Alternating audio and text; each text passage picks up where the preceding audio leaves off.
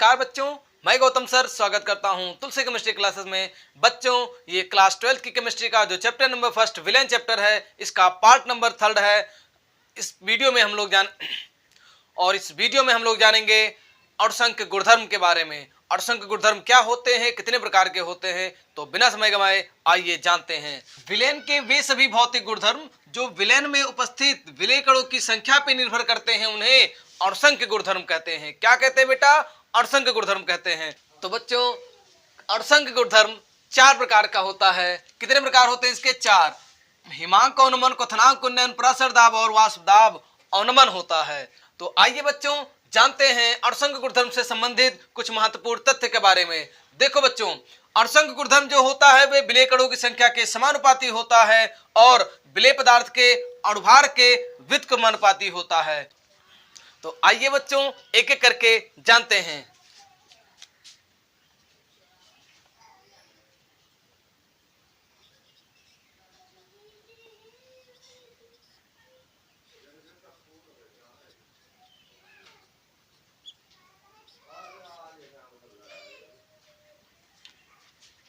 तो सबसे पहले जानते हैं अणुसंख्य गुणधर्म क्या है।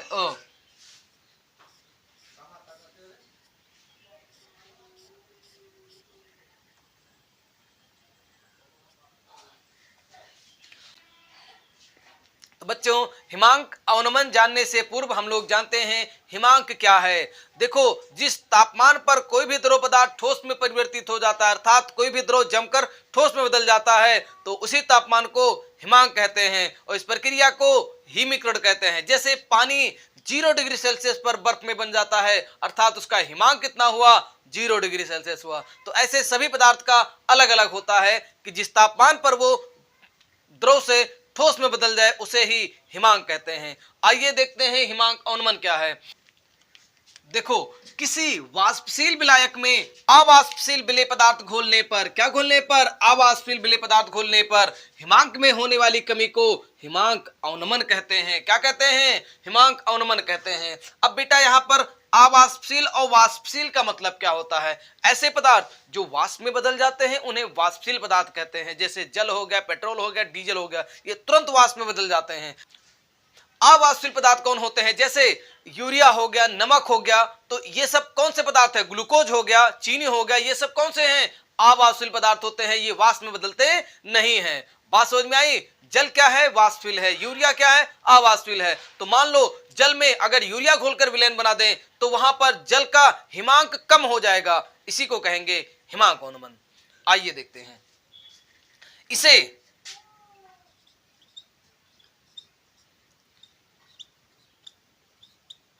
डेल्टा टीएफ से व्यक्त करते हैं। किससे व्यक्त करते हैं? डेल्टा टीएफ से व्यक्त करते हैं। किसी विलेन का हिमांक अवनमन विलेन की मोललता के समानुपाती होता है, अर्थात डेल्टा टीएफ बराबर अर्थात डेल्टा टीएफ समानुपाती स्मॉल एम होता है। और समानुपाती का चिन्ह हटाओगे बेटा तो यहां पर केएफ नियतांक मिलेगा। क्या मिलेगा? केएफ नियतांक मिलेगा। तो फार्मूला हो जाएगा डेल्टा टीएफ बराबर KF into M. KF into M होता है। और चूंकि यहां पर एम बराबर क्या होता है? मोललता का फार्मूला डब्ल्यू बी गुणे 1000 बटे यम डैश इंटू डब्ल्यू ए, ये होता है फार्मूला इसका। और ये समीकरण 1 मान लिए हो अगर, तो समीकरण 1 में स्मॉल एम का मान रख देते हैं तो फार्मूला हो जाएगा डेल्टा टीएफ बराबर केएफ गुणे W B into 1000 upon M dash into W A, ये होता है इसका फार्मूला। इस पर सवाल लगेगा बेटा, याद रखना ये फार्मूले अच्छे से प्रिपेयर होने चाहिए तभी सवाल लगेगा, अन्यथा आपसे सवाल नहीं लगेगा। तो इस फार्मूले में डेल्टा टीएफ हिमांक अवनमन है और केएफ क्या है? मोलल अवनमन स्थिरांक है। और इसे हिमांक अवनमन स्थिरांक भी कहा जाता है। डब्ल्यू बी विलेय पदार्थ का द्रव्यमान है और यम डैश विलेय पदार्थ का अणुभार है, डब्ल्यू ए विलायक का भार है। ये बातें समझ में आई। आइए आगे जानते हैं हम लोग क्वथनांक उन्नयन क्या होता है।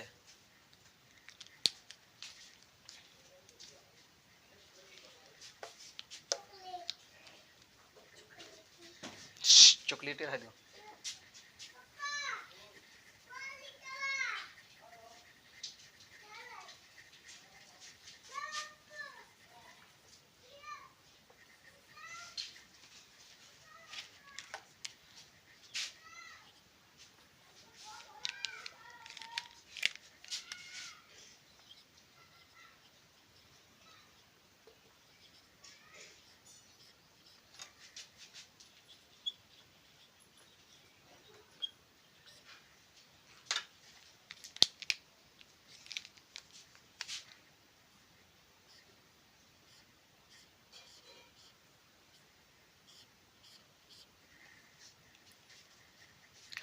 तो आइए बच्चों, दूसरा हम लोग जानते हैं। आइए आगे जानते हैं क्वथनांक उन्नयन क्या होता है।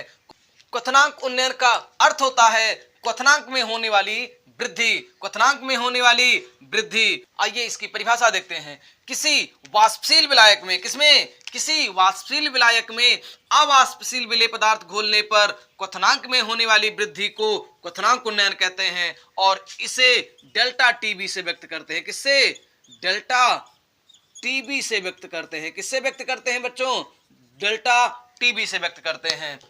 किसी विलयन का क्वथनांक उन्नयन, किसी विलयन का क्वथनांक उन्नयन विलयन की मोललता के समानुपाती होता है, अर्थात डेल्टा टीबी समानुपाती स्मॉल एम, और समानुपाती का चिन्ह हटाओगे तो केबी नियतांक यहां मिलेगा।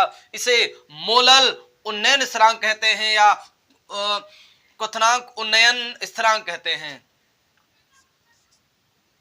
डेल्टा टीबी बराबर हो जाएगा केबी गुणे स्मॉल एम, और चूंकि स्मॉल एम बराबर यहां होता है बेटा डब्ल्यू बी गुणे 1000 बटे M dash into W A, तो यहां पर समीकरण नंबर 1 इसको मान लेते हैं। तो समीकरण नंबर 1 में हम स्मॉल एम का मान रख देते हैं, तो डेल्टा टीबी बराबर हो जाएगा केबी गुणे डब्ल्यू बी गुणे 1000 बटे M dash into W A. ये हो गया क्वथनांक उन्नयन का फार्मूला। इस पर भी सवाल लगेगा। तो बच्चों इस फार्मूले में डेल्टा टीबी क्वथनांक उन्नयन है, केबी क्वथनांक उन्नयन स्थिरांक है, इसे मोलल उन्नयन स्थिरांक भी कहा जाता है, और डब्ल्यू बी विलेय का द्रव्यमान है, और एम डैश क्या है? विलेय का अणुभार है, और डब्ल्यू ए विलेय का भार है।